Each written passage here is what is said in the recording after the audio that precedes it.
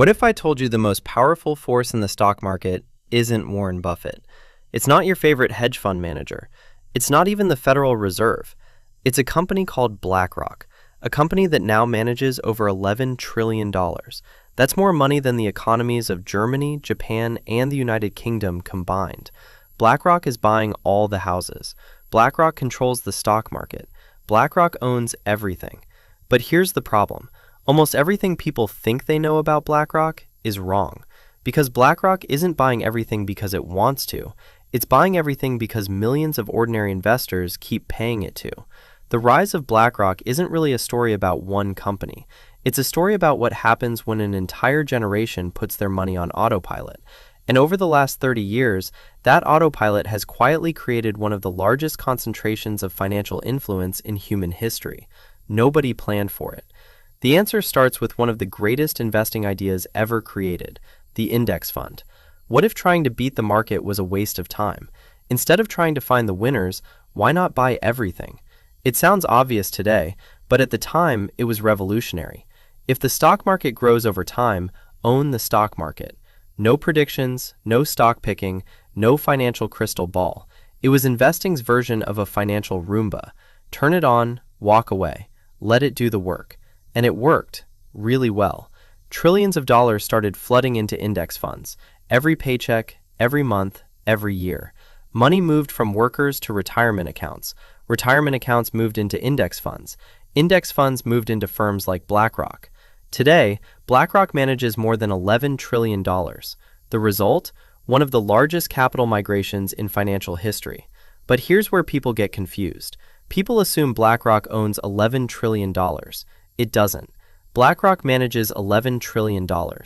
Imagine you're managing a hotel. You control the operations, but you don't own every room. That's essentially how BlackRock works.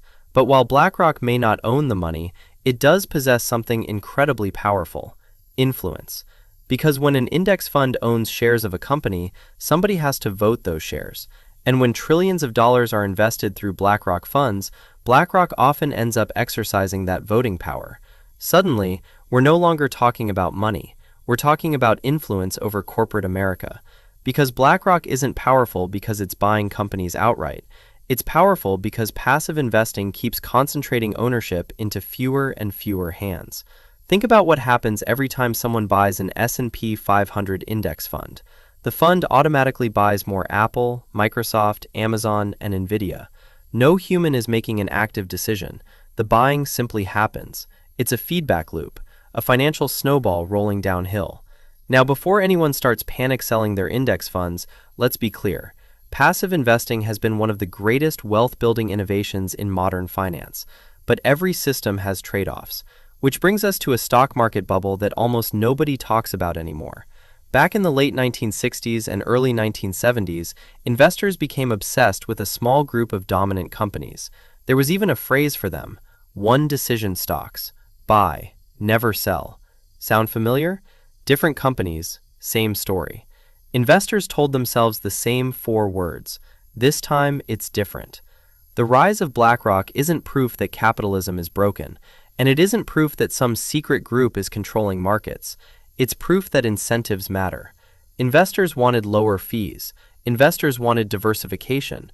Investors wanted simplicity. BlackRock isn't the cause, it's the symptom. A system where trillions of dollars now move automatically. The biggest financial risks are usually hiding inside systems people trust completely. They're the ones quietly shaping the world while everyone else is looking somewhere else. If you found this video valuable, please leave a like and subscribe to Growth Profit Lab. And if there's a topic you'd like me to cover next, let me know in the comments below. Thank you so much for watching, and I'll see you in the next video.